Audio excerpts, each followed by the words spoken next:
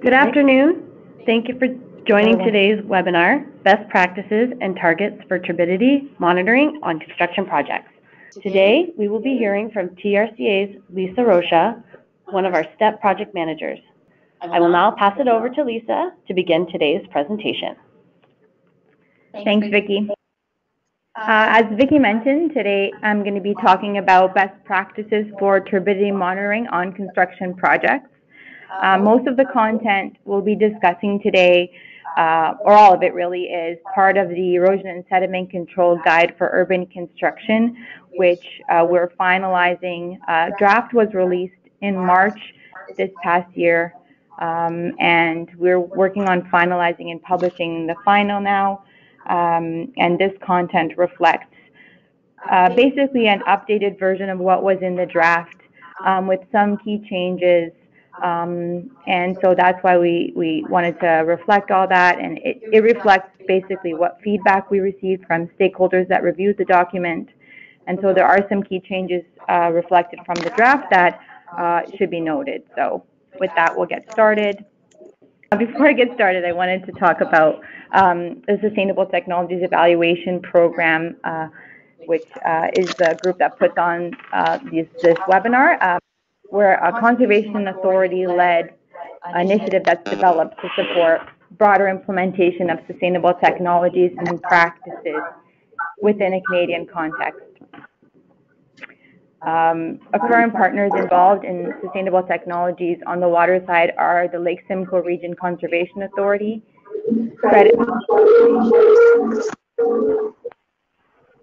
and the Toronto Region Conservation Authority.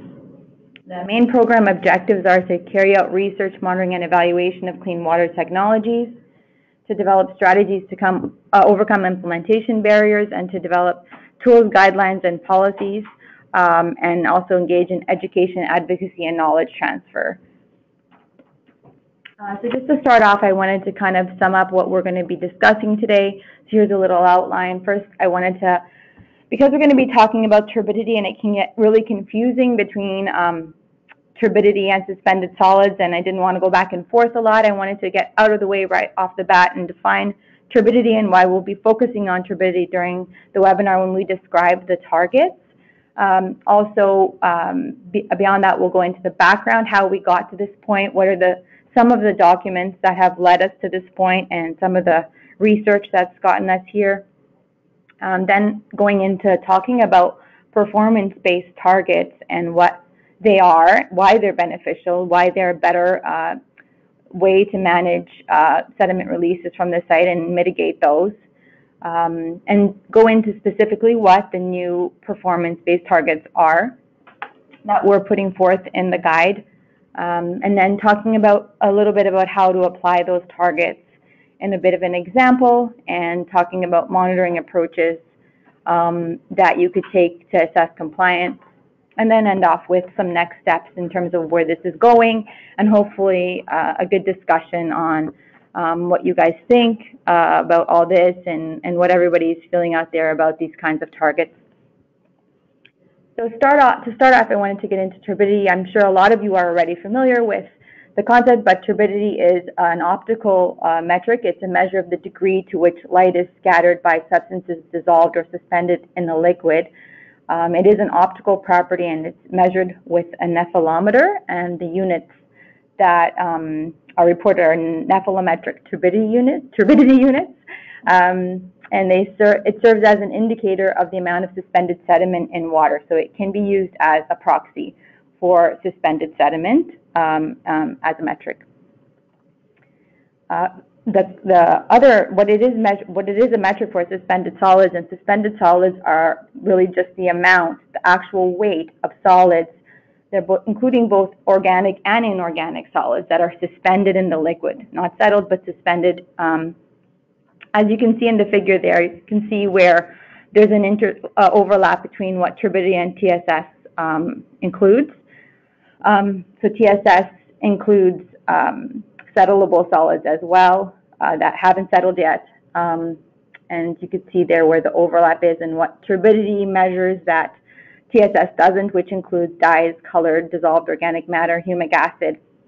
But turbidity and suspended solids are actually positively correlated. It's just that the relationship can vary quite a bit depending on the sample you're looking at and what water source you're looking at.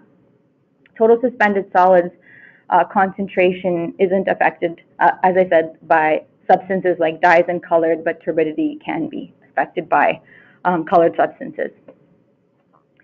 So in terms of talking about using these metrics for targets, when you're comparing them, turbidity is something that can be measured instantaneously and continuously on site, and there is no lab submission required. So you can get an immediate measure of what's going on.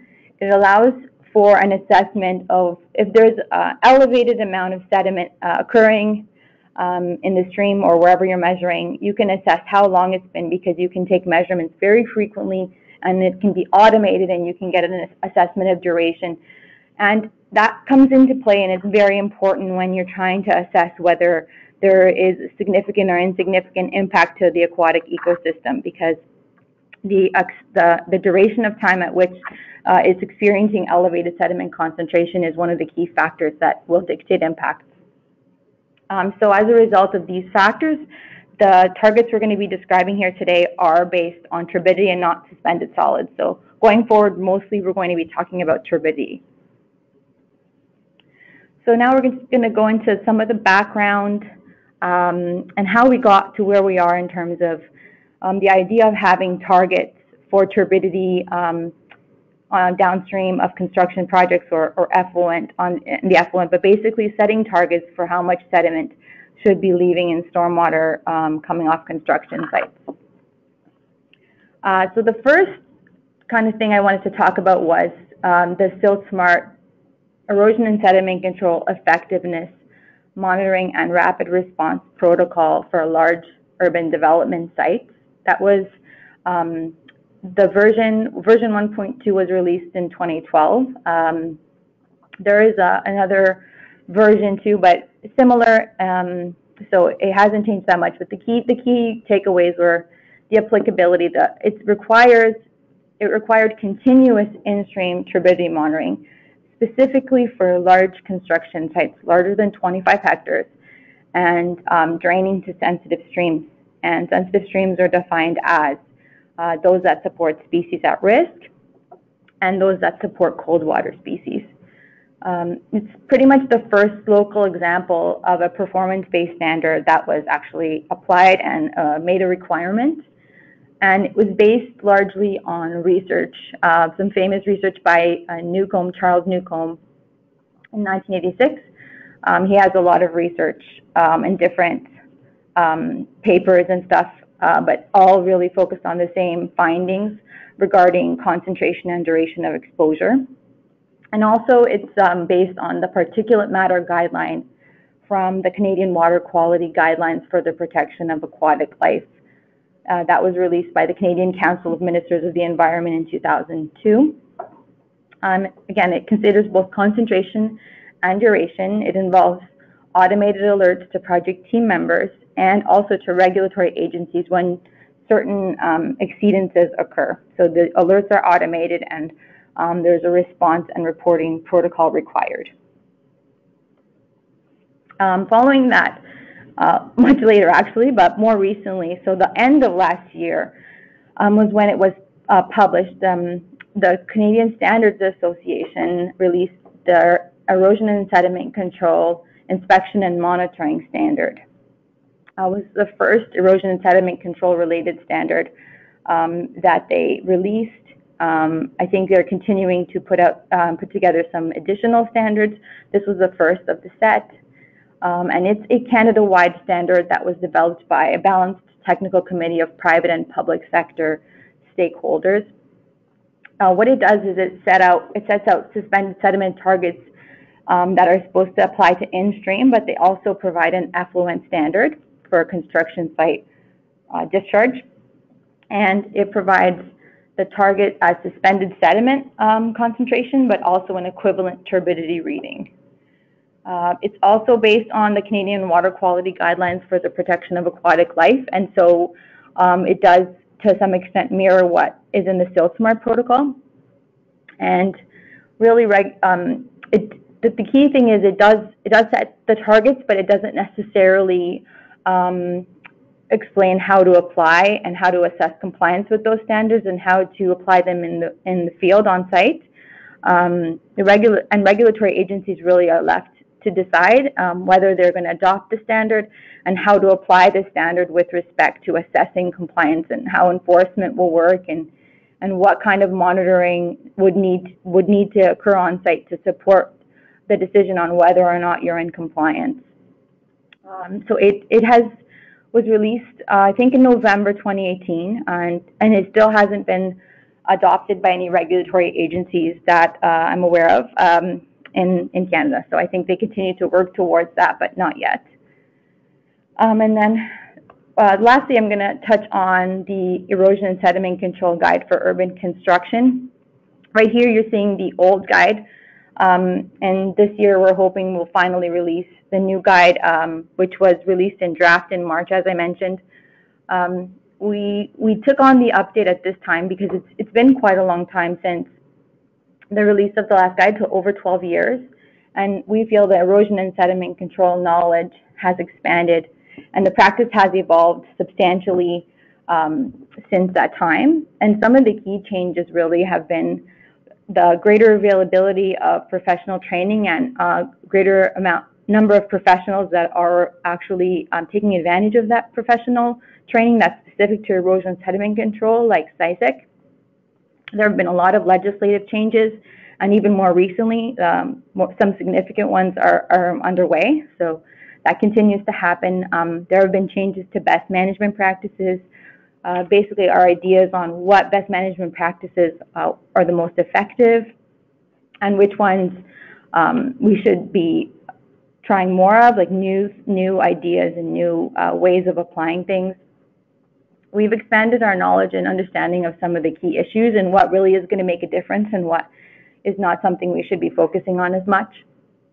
And of course, since then, the turbidity monitoring requirements for species at risk habitat that I just mentioned, which is the Silt Smart protocol, did come out after this guideline, which was released in 2006, and the CSA, more recently the CSA Erosion and Sediment Control Inspection and Monitoring Standard. So there was a lot to address and a lot to update, and that's why we decided to take it on. So in the new guide, I just wanted to talk about some of the key highlights to me that stand out. Of course, because we're talking about turbidity today, one of the key things is that it sets out turbidity targets based on continuous monitoring and consideration of both concentration and duration of exposure. It does build upon the previously released standards that I discussed and also incorporated stakeholder feedback. So essentially, we had proposed some targets and an approach in the draft. We took the stakeholder feedback, we modified the approach a bit to create something we think is more reasonable and achievable, and that's what we're putting forth today. And it does bear resemblance to what it was, but it's a slightly modified version. We also include in the guide guidance on qualitative erosion risk assessment and how to do that process. We also talk about, we've updated the guidance related to protecting natural features during in-water work and in-water construction activities, and also how to protect low-impact development features from construction impacts. Also clarified the approvals process. We've tried to incorporate some really easy ways to navigate that process in flowcharts. We've included some important updates to best management practices. We've emphasized erosion control practices wherever possible, added erosion control practices that weren't previously in the guide, and eliminated any reference to proprietary names for best management practices, which we had used in the past. And as I mentioned, again, draft was released in 2019 and revisions are currently underway. So I'm hoping that will be available and final very soon. Now I'm going to get straight into the performance-based targets and kind of talk about the concepts and the specific targets that we're talking about in the guide and what's new. So first I wanted to kind of touch on the idea. So a performance-based target really happens, so if you're looking at turbidity or suspended sediment, again, we're talking specifically about turbidity in this presentation, so we're going to focus on that. Turbidity target for construction site runoff is established. That's the first thing that happens. The target is meant to be an ecological target, and so it's determined based on what's necessary to keep suspended sediment below the thresholds at which aquatic ecosystems experience adverse impacts. And then turbidity monitoring is carried out on the site to assess the extent of compliance with those targets. The extent of compliance with those targets then determines if and when you need to undertake any corrective actions on your site to mitigate what is happening and what you're seeing in your sediment levels leaving your site. So I want to take a moment to identify that. It can get pretty confusing when we're talking about the targets, and there are, you can apply targets to receiving water systems, or you can apply targets to the effluent or runoff directly from the site before it's diluted. So the receiving water target, when we talk about that here, we're talking about applying it to the area directly downstream in the receiver, directly downstream of the construction project, in the water body to which the project is draining. And in those cases, we're only looking at exceedances that are above the background values. So we're not taking an absolute, because we know the background value will fluctuate quite a bit depending on whether it's wet weather or dry weather and maybe seasonality. So we're looking at any exceedances over and above those. And we're looking at also, of course, considering upstream land use at all times so that the construction project impacts are being looked at in isolation, and upstream activities are not going to be attributed to that construction project. The advantage of having a receiving water target and looking at receiving water during your monitoring in the receiving water is that it's the most direct assessment of the condition and potential impacts you're having to that system. The other option, of course, and sometimes it's the only option depending on your site configuration, is the effluent target. The effluent target applies to direct runoff discharge from the construction site, so before it's subject to any dilution in the receiving water feature. The advantage of that one is it's the most direct assessment of sediment that's released from the site. So you really are isolating the construction site impact and sediment leaving the site, and there are no other factors that are coming into play. And essentially the type of target and monitoring that should be carried out is really dependent on site-specific circumstances, and I'll go into those a little bit later in terms of the decision-making that should take place. So the reason why we feel performance targets are needed at this time is that as of right now, no definitive targets exist that are local, that are applicable to our local area, and there's a SILT-SMART protocol that still is sometimes applied. It's only applicable for certain projects, sensitive streams and larger projects. The CSA standard requires some further interpretation and assessment of achievability and kind of more information in order to determine how it should be applied. We feel that by setting targets, it provides context. Because monitoring, which we always recommend, everyone talks about inspections and monitoring. It's a core thing that we are pushing with erosion and sediment control. But to do monitoring without understanding the target towards which you're working and what you should be striving to achieve isn't really meaningful. So we're trying to kind of define those targets better so everyone understands what the goal is really. We're saying that setting targets is the first step, and then assessing the way the site is monitored to gauge compliance with those targets is what comes next. The benefits of having a performance-based approach, and to clarify, during a performance-based approach, I'm mostly contrasting with the idea of a very rigorous review of erosion sediment control plan, very close, very rigorous decision making on where controls are placed and how they are laid out, and emphasizing the planning part and just getting that perfectly correct and then leaving it at that. We're saying you still have to have an erosion and sediment control plan, a good ESC plan, but to understand the performance and basically understand the outcome is more of a meaningful approach to mitigating sediment releases. So this performance-based approach was recognized by the CSA Technical Committee, which also was a lot of the private sector stakeholders who really felt that this was an approach that they would get behind because they felt it was more of an even playing field and a transparent approach to what is expected. So it does clarify expectations. It also prioritizes the cumulative effectiveness of all of the management practices you're doing on your site over the performance of an individual control, like one little piece, one rock check dam or one bit of silt fence, but really looks at the site as a whole, and it provides you an assessment at the point that it's leaving the site or downstream of your site.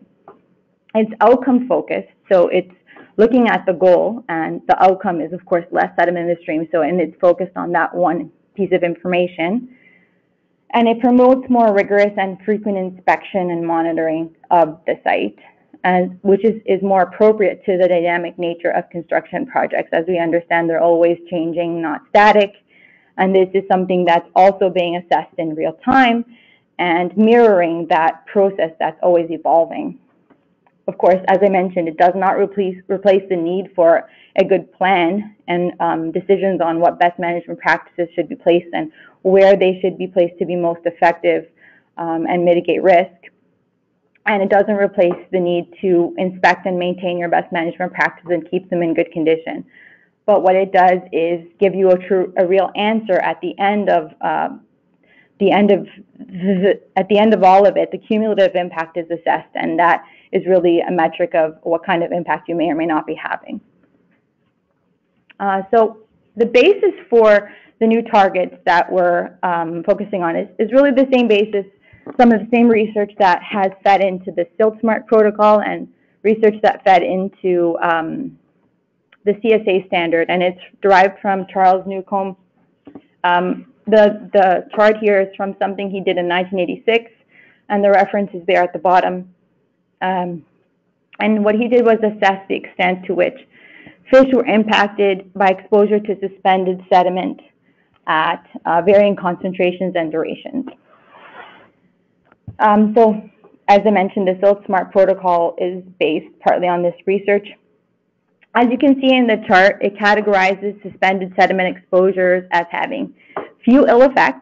So that's in the zone there, zone 1. It's anything that's under 25 milligrams per liter, or minor, moderate, or major impact zones, which are defined there. In the minor impact zone, you're noticing only behavioral changes. In the moderate impact zone, there are sublethal changes to physiology, growth rate, and tissues, and in the major impact zone, there are changes to populations of fishes and other organisms, harm to habitat, death of fishes, and fish eggs. And so those are the zones he's defined based on his research, and of course, as you can see, it's based on the concentration and the duration of exposure. So that's what a lot of this is based on, the targets that we're trying to look at. So the receiving water target that we're putting forth, it uses turbidity as a proxy for suspended sediment. As I mentioned earlier, we were focusing on turbidity. It assumes TSS turbidity ratio is 1:1, and this is something we landed on based on some past research that TRCA did with the University of Guelph back in 2006 on a construction project, and the Stormwater Assessment and Monitoring Program research. Sorry, yes, that's right. Got that acronym right. But from 2005, they did some research also. So we looked at the TSS turbidity correlations available in some of that research and kind of thought about what would be reasonable and landed on a 1:1 correlation. So the goal of the target is that receiving water areas downstream of the construction project, so this is the target, the receiving water areas that are downstream should maintain turbidity levels that are within the few ill effects or minor impact zones of the chart. And I'm going to show the chart again in a different format on the next slide, but I just wanted to say that's the key thing we're trying to focus on, the minor impact or fuel effect zones. The exceedance of the target is based on the extent of increase above background turbidity. So it's not just the turbidity that's there, it's how much is it above background turbidity is what's being assessed. So again, as I mentioned before, the construction project is not going to be accountable for the natural variations in the stream. It also ensures that construction activities aren't, sorry, that's what I said, not held accountable for variation. So that's the key thing. And I'll get into the background concept a little bit more. But this is the chart that we're looking at. It's, of course, similar to the other chart. And we're defining the zones here. So it's the minor impact per event and the few ill effects per event zones that we're trying to make our target. So the key thing is carrying out monitoring continuously so you can assess turbidity level and the duration at which that turbidity level has occurred, and on an ongoing basis assess whether your site is in the few ill effect zone or the minor or moderate or major impact zone. And then that's the target that you're trying to achieve. I wanted to kind of put that in a table format because it can be difficult to kind of understand in this kind of format, well, what kind of levels am I looking at and how long can I be at that level? And kind of to compare to what you normally would see on your sites, I thought it would be more beneficial to put it in this kind of table format. So I've just interpolated these values and looked at, so under 25, as I mentioned, 25 NTU, any duration, there are a few ill effects, and then we just did small increments, so half an hour, the maximum turbidity would be 761, an hour would be 324, and all the way up to 7 hours, which would be 29 NTU. So that just gives you a bit of an idea of what that kind of definition of that minor and impact zone looks like. Now I'm going to just talk a little bit about the effluent target. The effluent target, and when I say effluent, it can be confusing because it kind of reminds you of industrial processes that release water from a pipe, and this can be sometimes on construction projects. It's not necessarily an active process, it's a passive process. It can be runoff. You can also refer to it as effluent or discharge, but really what it is any water leaving the site. It's active and passive discharge from the site. And the target, in this case, depends on the receiver. So if you are looking at discharging to storm or sanitary sewer, those are often subject to municipality-specific contaminant limits. So nothing here should supersede what those limits are, and that's a regulatory requirement that is separate from this. And so wherever those apply to your site, those should be the target that you're achieving for that type of project. But we're saying for natural water features, effluent should be in the few ill effects or minor impact zones based on turbidity and duration. This differs from the receiving water target because background is not considered when you're determining exceedances. So there's no background consideration in the effluent target, and it can be assessed at pretty much, if you're doing this continuous monitoring, any permanently wet discharge locations, which is usually a sediment pond outlet, the outlet area of a pond. You want to make sure that most of the time the turbidity, the turbidimeter, nephelometer, usually a sonde is submerged and isn't going to be left to dry for long periods of time. So now I'm just going to go into how to apply the performance-based targets on site and give a bit of an example. So first I wanted to kind of talk about the turbidity monitoring approaches that are possible, because sometimes it can be confusing in terms of saying continuous turbidity monitoring, and I thought it's best to define the different options and the advantages. So the first method is the handheld turbidity measurement. That's kind of that instrument that was shown in the presentation earlier, a small little device.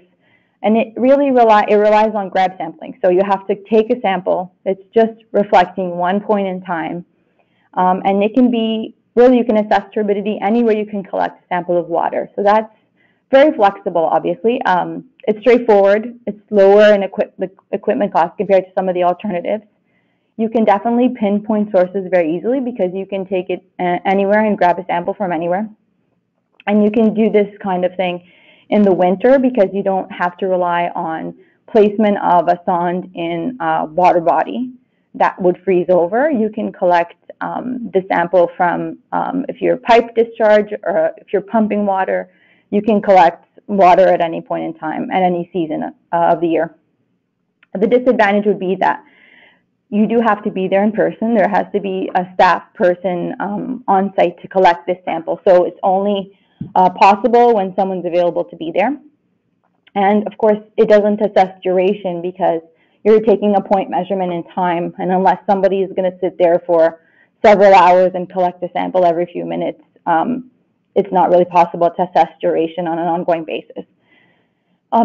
So the next thing would be an online turbidity meter. And there's two options there that I'm defining. There's the continuous online turbidity measurement, and then the Cadillac would be the turbidity, the continuous meter that also had remote access. So essentially the measuring instrument is the same, usually like a sonde that has a turbidity sensor on it, and it's in permanently wetted features usually.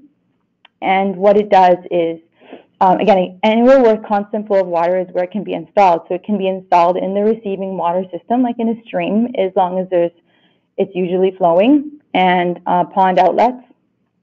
And that one of the key advantages of this approach is you can assess concentration as well as duration. So you'll know the turbidity and how long that turbidity level has been the same, or how long what it's been fluctuating to, and you can always be assessing duration.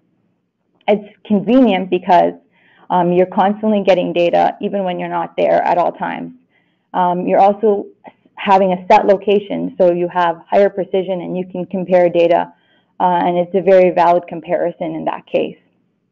It's also readily comparable to the targets we're talking about, because the targets we're talking about include concentration and duration. So this is the approach that is suitable for understanding whether you're complying with the targets we've defined today in the chart we talked about.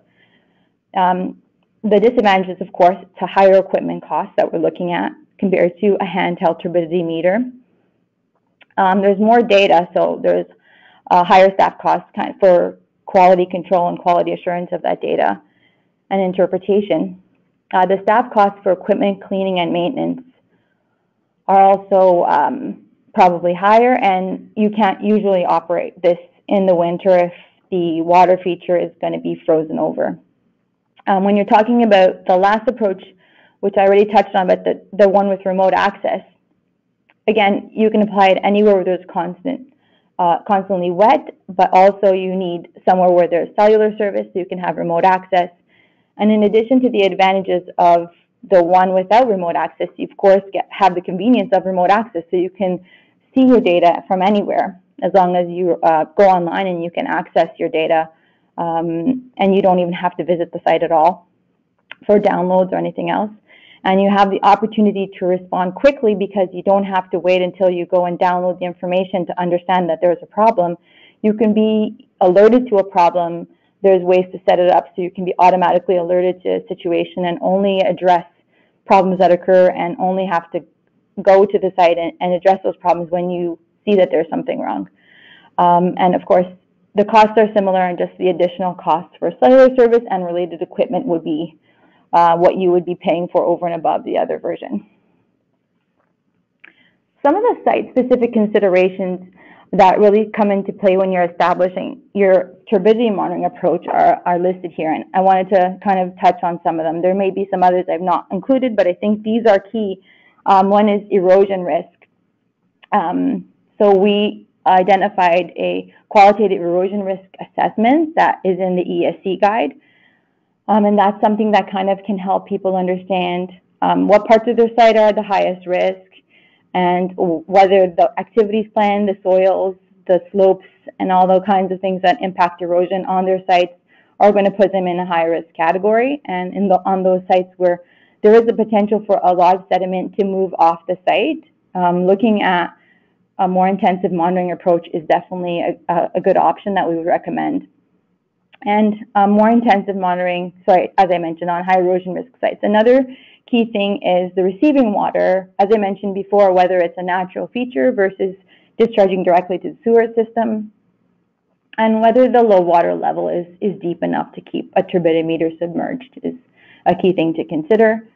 We think considering the presence of species at risk, as I mentioned with the silt-to-mire protocol, that's an emphasis for continuous monitoring, but more intensive continuous monitoring should be considered if the site's drained to species at risk habitat. Of course, that decision is governed by the regulatory body that administers the Ontario Endangered Species Act, and that regulatory body is now the Ministry of Environment, Conservation and Parks. So really they make those determinations, but we've identified that those habitats should be have a higher level of protection, and so a continuous monitoring approach to assess turbidity and mitigate impacts makes the most sense on those kinds of sites.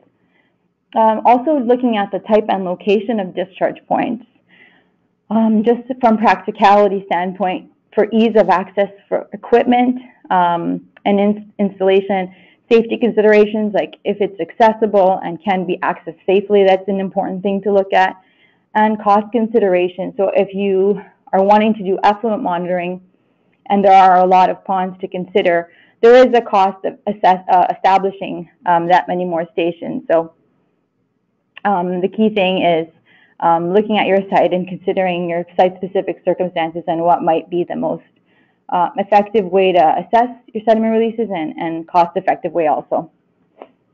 So we're going to talk about when would you choose effluent monitoring. So if you're looking at doing effluent monitoring, it would be obvious on sites that discharge to a storm or sanitary sewer system, also on sites that discharge to a receiver that doesn't have a constant flow of water, so like maybe an intermittent stream.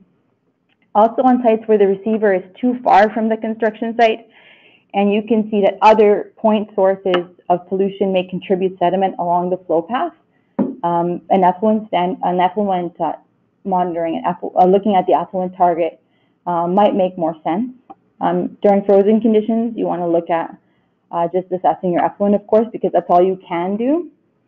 Anywhere where the receiver is otherwise inaccessible, and other special circumstances where you're under a certain regulatory restriction to have certain water quality for your effluent. For example, if you're pumping and there's some restriction being put on the effluent from a pump situation. So those are some of the circumstances where an effluent standard would be more desirable or the only option available. So to assess compliance with targets, I'm going to talk about specifically what kind of monitoring setup is required. And if you're looking at a receiving water target and you're looking at doing monitoring in your receiving water system, you would need 2 continuous in-stream monitoring stations. One would be located upstream of the site and one would be located downstream of the site, and with remote data access, so you can assess in real time what's happening on the site and be alerted of any exceedances. The continuous turbidity monitoring should occur throughout the construction period until you've achieved 80% effective permanent stabilization. There should be regular maintenance and calibration of the equipment anytime it's needed or as dictated by the manufacturer of the equipment. It collects information on duration, which allows for comparison to targets. That's key. And this approach emphasizes more timely response to elevated sediment releases because they're being identified in real time. So that's a key thing. I touched earlier on background, and it can be confusing what background means. So I wanted to clarify how we've come up with kind of a working definition of background for the sake of the guide and the targets, and to make it the most practical approach that makes the most sense when you actually go to apply it on your site. So the new targets define background as the existing receiving water turbidity without the influence of construction activity. So the DSVG, which would be the downstream background, is equal to the upstream background plus in-stream generation. So Downstream background is the turbidity, again, without the influence at the downstream station, but without the influence of construction activity. Upstream background is the turbidity at the upstream station. And in-stream generation is, as you can see in the figure there that's shown, it's basically any increase in turbidity that occurs between the upstream station and the downstream station, but that's naturally occurring and would occur regardless of whether construction was taking place. So if there is any in-stream generation between those 2 points, you want to be able to acknowledge that and add that so the construction activities are not accountable for those releases. I just wanted to go through an example because I thought that would help to kind of have everyone wrap their minds around this and how it would work. So to assess compliance with targets, we want to calculate the turbidity increase that's attributable to the construction site specifically. So if we want to understand the construction-based turbidity increase, we're going to take the measured downstream turbidity and subtract from that the sum of the measured upstream turbidity and the in-stream generation, which again, in-stream generation is the increase in turbidity that naturally occurs between the upstream and downstream sites.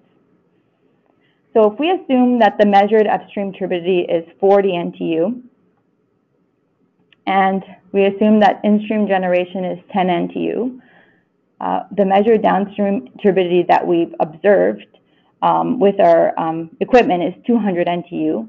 We want to ask ourselves what turbidity increase can be attributed to the construction site. Based on that calculation shown above, the answer is 150 NTU. So now we're looking at the chart to understand where we sit in terms of our target. We want to ask, at what duration does this turbidity level, 150 NTU, constitute an exceedance according to the new targets we're talking about today?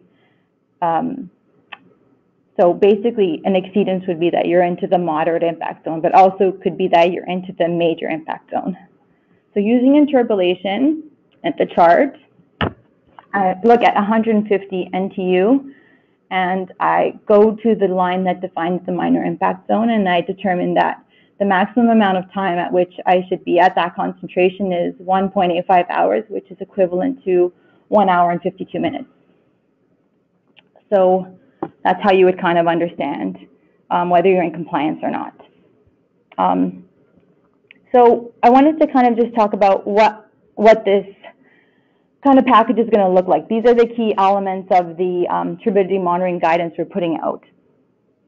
So the first thing is the definition and description of targets, which is what we talked about today. It's basically the information we've provided in this webinar. And that will be included in the inspection and monitoring chapter of the Erosion Sediment Control Guide for Urban Construction. We're also hoping to include recommended monitoring protocols. And so for sites that are implementing continuous monitoring with remote access, we would offer technical recommendations on setting up monitoring stations, collecting and processing data, and setting up automatic notification during exceedances. We're hoping that will be part of an appendix because it's more technical, detailed information that we will be providing in the appendix. And lastly, the piece that's really to be determined is the enforcement and compliance piece. And it's really the criteria that defines the types of sites where continuous real-time monitoring should be applied and what, if any, regulatory reporting requirements are necessary during exceedance of targets. That's really to be determined, and it's going to be based on the adoption of these new targets and this new guidance by the relevant regulatory agencies that govern permits and approvals for those sites, like municipalities and the Ministry of Environment, Conservation and Parks. So that part's really to be determined, but we're going to be providing this information in the chapter and some more technical information on monitoring in the appendix of the guide. In terms of next steps, I mentioned several times we're working on revisions, and we're hoping that something will be available and finalized soon. We're hoping this fall, but it's pending approval by stakeholders and our board. Further dissemination and training would follow after that as needs are identified based on kind of what kind of feedback we get and what we find people are asking for more.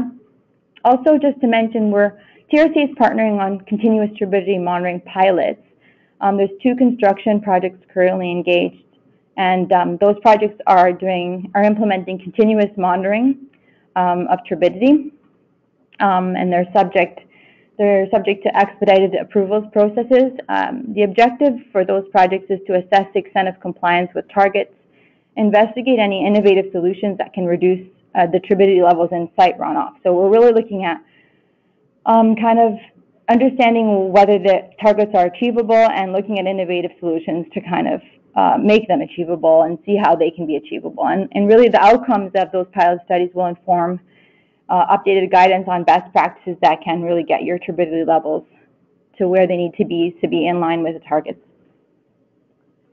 Okay, so that's all for now in terms of what I have to talk about to you, but I wanted to do something more interactive now to start off the question period. I don't really know if we have questions yet. We have 2 already, okay. But I was going to start off still with a couple of polls because I wanted to poll the audience a bit. Here we go. The first poll I'm launching, but I really wanted to just get a sense of the audience and how common this was on projects and kind of whether this is something people had a lot of experience with or whether it would be relatively new. Yes, so almost 50-50, but yeah, there's a huge chunk of the audience that has been involved in doing continuous turbidity monitoring, so that's, I like that. It's pretty exciting, but it's almost an even split there. Target achievability, so I'm interested in everyone's opinion on this one. Really want to get an idea of what everyone felt about how realistic and achievable this target's going to be, assuming you've had a chance to process the information. Yeah, I think this is a really reasonable audience. Maybe but will require some innovative solutions, and I think that's what I think too. So I feel like everyone's on the same page, and not too many people think it's a piece of cake. Probably not a piece of cake for sure. And some people don't know how they feel yet, and I can understand that too. It's a lot to process, and I think maybe giving it a bit more thought is necessary because, again, it's just kind of hard to wrap your mind around how you're going to assess both concentration and duration and kind of whether it's going to be achievable. So I'm going to launch the last poll. This one's about what do you feel is the biggest obstacle to being able to implement continuous turbidity monitoring on construction projects. Okay, so the biggest one that's being identified is monitoring costs, which again I thought I would probably think the same thing. And costs of improving BMPs did not have too many votes, but I would think that would be, I guess maybe the cost of improving BMPs, we don't really understand yet what BMPs and how innovative and expensive they would need to be in order to achieve these targets. So maybe that's why not too many people responded there. But yeah, about 18% concerns about not achieving compliance. So thank you so much for voting. I'm going to get some of the questions now. Victoria can help me. We have our first question from Jennifer Pedersen. What happens if we are unable to get background information? Some projects are fast-moving and don't allow background information. And did you say that's Jennifer? Yeah. Thank you for your question, Jennifer. So I think it maybe wasn't very clear because we're still calling it background. So I think I need to move away from calling it background. But we did hear that concern, and that's why we modified the approach. So the approach we're talking about today is not a background where you've done pre-construction monitoring.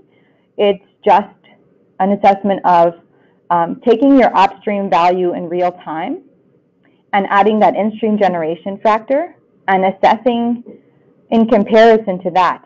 And that's considered your background.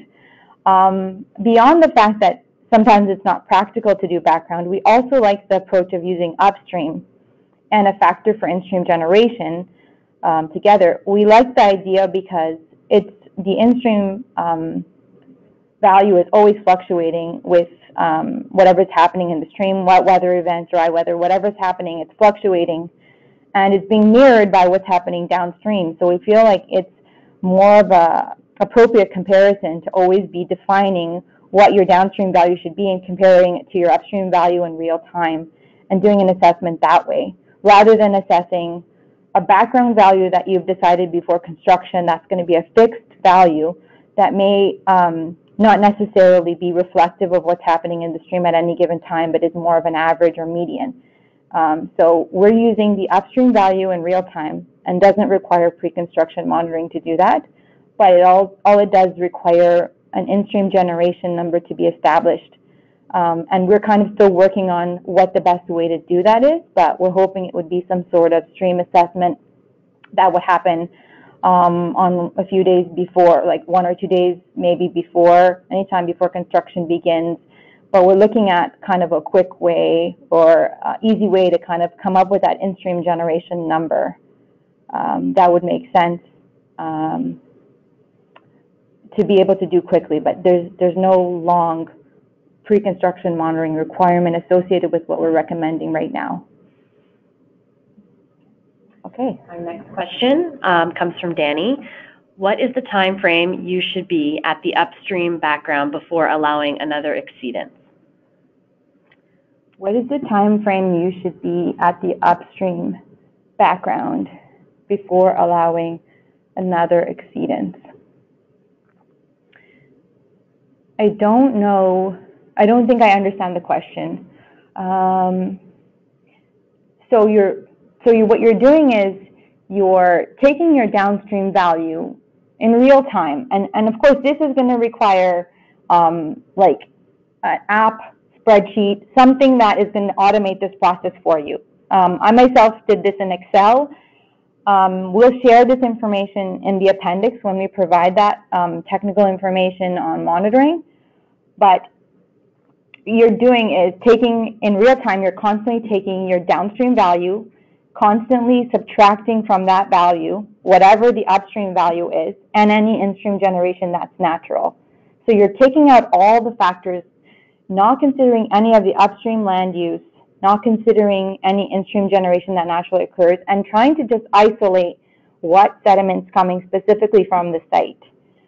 Then when you have that number, you decide whether or not you're meeting the target. And that's based on that number, whatever that turbidity increases, that is specifically attributable to your site, and how long it's been there. And so it's kind of hard to explain because it's going to always be shifting and changing, and it has to be this kind of done using technology, spreadsheet, or something more sophisticated. But again, the upstream value is really just telling you this is what the stream would have been doing if this construction project wasn't here. So the stream would have been running at this all along, if that makes sense. Okay, we have 2 questions from Rob. Okay. Is the draft guidance document available online, and can we get the presentation slides? So the draft guidance document is available and online. I hesitated to put the information here on how to get to it because it's not the turbidity monitoring information here doesn't reflect it doesn't reflect what's in here anymore because we've made modifications based on stakeholder feedback. So a lot of the other content is still similar. So I'm happy to share that information. So if you go to sustainabletechnologies.ca/ESC-guide, pretty sure that's right. I can check it. And also you can follow up with me and I can get you the information. But it's password protected. And so to go in, you just type in the password, which is all lowercase TRIECA, TRIECA 2019. As far as the slides, Victoria, can you answer that? Yeah, the slides will be available approximately 2 hours after this presentation, and you'll receive an email with them. Okay. Okay, our next question comes from Michael. Do you have a list of approved/preferred turbidity monitoring brands? No, we do not have a list. And if that's something everyone feels is necessary, we could provide that in the appendix, which details like monitoring best practices. I'm not sure if it would be tricky to do that because we'd have to maybe have a good basis for including and excluding certain devices, but I can look into whether that is the case, and also, or we could provide some sort of specifications like we want a type of device that is this type and has this error and is effective to this cold temperature and this hot temperature or whatever specs. We could maybe identify specs, and anything that meets those specs could be used.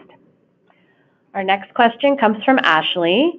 As a consultant inspector, will access to the continuous monitoring device be available to inspectors or only to the associated CA? The CA doesn't, so what we're defining here does not at all speak to what the CA is not defined in being involved here at all. So this is for the inspector. This is a system where we're saying is a proactive way to manage your site. And we're putting forth the targets, and we're saying these are ecological targets that you should be striving for, but as of right now, there's no policy in place that dictates that the Conservation Authority or other regulatory agencies will be automatically receiving any of this information or any of that. So that last piece that I talked about, that enforcement compliance piece and how it's going to play out there, that's not been determined, and so this is really a process that would just be for the project team, the people that work on the site, to see what's going on. Our next question comes from Mary Lynn. Who is enforcing these monitoring requirements? Again, just it's not established, and so we're putting forth best practices, and we're saying these targets, it's just like any other best practice that we're putting in the guide. In terms of erosion control, in terms of how things should be installed, we're saying best practice would be to keep your turbidity levels in this range in order to protect aquatic systems. But beyond that, in terms of compliance, that will be left to regulatory agencies like municipalities. If they adopt the targets we're putting forth, they are going to determine how they want you to respond to exceedances, whether they want to be notified of exceedances, what sites you have to do this on, and all those details in terms of compliance and assessing compliance and how that will play out with enforcement. That's not defined here. It's just the targets and why they're needed. Our next question comes from Antonella. Are municipalities expected to take over monitoring function in the future? Not that I'm aware of. No, I've not heard that. The municipalities are taking on more responsibilities related to approvals and maybe environmental compliance approvals in the future, which are being downloaded from the Ministry of Environment, but monitoring activities is not something I've never heard that municipality will be doing monitoring on private projects instead of whatever inspector is hired by the landowner. Our next question comes from Megan.